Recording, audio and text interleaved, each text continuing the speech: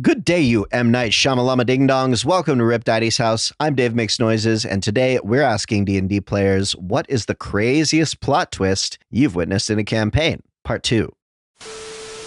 Not D&D, but Changeling the Lost. It's part of World of Darkness, and we were investigating a series of changeling disappearances in our city. The only people we really trusted was our player group, one of our mentors and the leader of the Winter Court. Changeling Society is divided into 4 courts that each rule during a season of the year. Most of all, we absolutely did not trust the Fall Court leader since he had given us a bunch of conflicting information before. Finally, our friend's mentor is kidnapped, and we figure out where she is. So I call out my court leader, I was of the Winter Court as well, and we head over to the place. Getting there, we fall into a trap and end up being captured. That's when we finally put all the pieces together and realized that the leader of the Fall Court had been manipulated into providing us with false information by our friend's mentor, who was being mind-controlled by, you guessed it, the leader of the Winter Court. That led to a really intense encounter where we had to battle a much more powerful changeling than us, and ended up almost killing the leader of the Spring Court, who was also under a mind control spell. It was one of the most intense encounters I've ever played that didn't involve direct combat. Changeling is a much more social and roleplay heavy game. That was a short game, but full of memorable moments like this.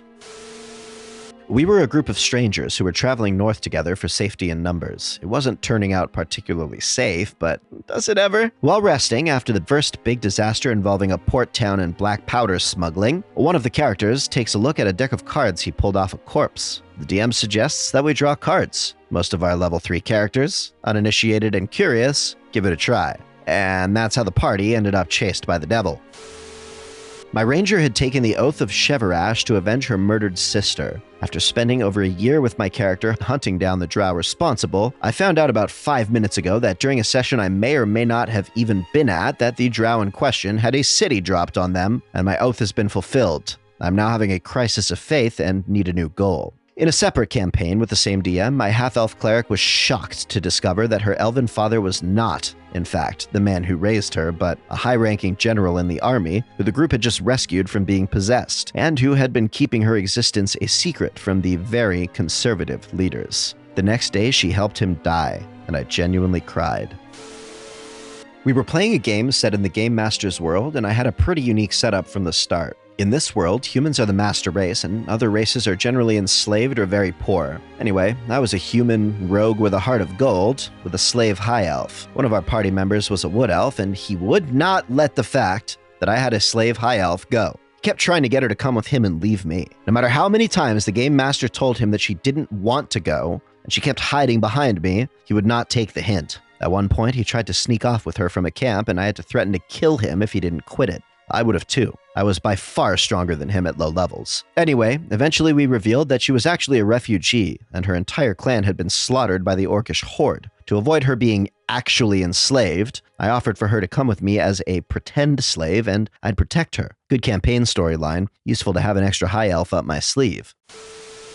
This is long, but I hope worth it. Years back, like mid-90s, I hosted a game in my comic store. We'd play after close until late and had all sorts of interesting players. People who'd never gamed, magic card addicts, and several complete gamers like myself. Really great DM and a party that varied from 5 to 10 characters depending on who showed and life circumstances. Game ran weekly for several years. Homebrew world, dwarves were all lawful evil technologists, and kinda Nazis to be honest. Elves were more like Native Americans, their once proud civilization destroyed by some unknown force, which was often alluded to have been humans, but it didn't quite match observations. There was plenty of speculation. Now that the stage is set, I was playing a homebrew psionic knight, basically a lawful good Jedi named Timrock the Pullman. Backstory was he was happiest just being on his barge and fishing. Early on in the game, I started seeing visions of these bearded ancient mages. They helped guide me along a few times. Their lore helped the party solve some problems, things of that nature. We gained levels and power, went into the Underdark and whipped up on some mind flayers and barely managed to defeat a mind flayer brain, which is when we got our first clue that it was the mind flayers that drove the elves away and cast down their great cities thousands of years before. We continued to gain in power. Much of the party was ruling over their own petty kingdoms, founding temples, and all the high-level stuff that you start on around 13th level. Timrock basically went back to his barge, and I started playing some secondary characters for flavor around some of the other PCs. These side adventures, side for me, but main story arcs for the other players, had a recurring theme: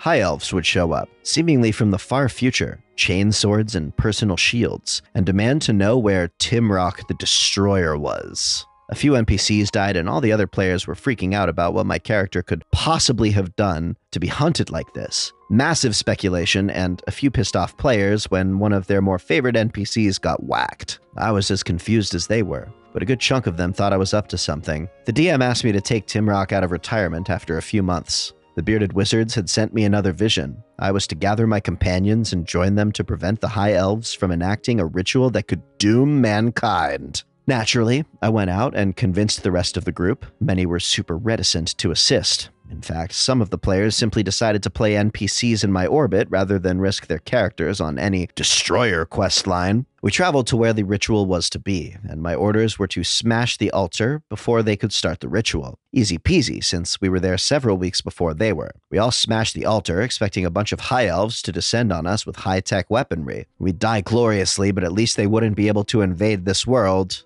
Then, from the shadows of the trees, out walked the bearded wizards, and as they approached, they slowly changed. Their beards began to writhe, and their skin began to darken. They'd been mind flayers all along. Years of real-time gaming. Decades of in-game time. Powerful mind flayer psionics had been manipulating my character. The altar was a ward to keep them from calling down the great mind flayer brain. The help they'd given us in the Underdark was to set up the High Elves into believing that the world was safe for them to return to by sacrificing this planet's brain. Once they came in force, the Mind Flayers would wipe them out and take over their realm in the astral plane. Now that I destroyed the ward, they could call in the brain that traveled between the worlds, and we were all well and truly fucked. Timrock, for your service, we will consume you last, but your companions. It was on. Fight for our lives against these guys, but we were simply outgunned. All the NPCs were consumed and their essence used to call down the great brain. The PCs were basically told that we were first on the menu when he showed, as he'd be super hungry crossing the gulf between the worlds, and we were powerful enough to satiate it, so it wouldn't eat them. The other players were pissed. We'd been playing these characters for years, and there was basically nothing we could do. I was pretty upset too. I mean, the DM just pwned us with the longest of cons I've ever seen in any game. Then the portals opened, and high elves started pouring out of them. First thing they did was set us free and heal us, giving us some high-tech buffs that basically equates to a long rest in 5e. We're back in the fight, as it were. Massive battle as we pour everything we've got at the brain. Finally, we win, and everyone is kind of looking at the high elves like, okay, so are you going to kill Timrock the Destroyer now, or what? Long story short, the elves knew that I was being manipulated, but also knew that I wouldn't have tried to harm them or their rituals without a damned good reason. So they gave me one. Then they allowed me to destroy the ward against the Great Brains so that the Mind Flayers would summon it. And since it would be tired from getting here, they figured they had a good chance of killing it. Pretty epic story arc. The thing is, all the players got arcs that were almost as cool. Quite a spectacular game. Had a campaign where the big bad was an immortal death bard. He had basically done something that put him sort of outside time and had been around in the world, and we'd heard of him in other campaigns. Eventually, we did manage to permanently kill him at the end. Next campaign was set in the same city. At the same time, by killing him, we'd created a time paradox, and the new campaign was to stop what would have been going on if we hadn't been in the picture. We all rolled up the same characters with slightly different backstories to account for the paradox. Like my character had originally been an assassin who converted to being a paladin in the old campaign and started as a paladin in the new one, etc. It was a blast playing the same characters again, which really were on everyone's list of favorite PCs, and have a minor plot from the previous one be the big bad. The final boss only took damage in the form of healing spells and did an absolute fuck ton of damage in comparison with the very calm railroad of a campaign that far. Also, you didn't have an actual health value. When you took damage, you simply lost constitution until you had 0 and died. Just before we killed it as well, one of my party members decides to kill all of the other remaining party members so they could be the last one standing. All in all, it was a really scuff game. Another edit, I decided to be a meme and make my character a high elf cleric who was racist towards humans in particular.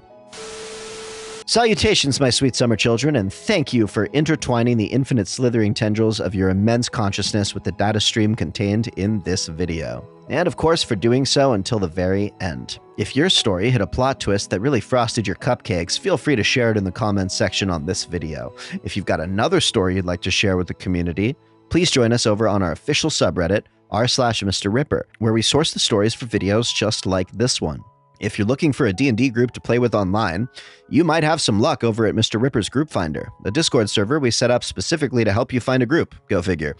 I hope this week you make some time to meditate. If you love me and want to hang out sometime, maybe you'd like to cruise by my Twitch channel, twitch.tv/DaveMakesNoises, where I'm cooking up tunes on the fly more regularly again.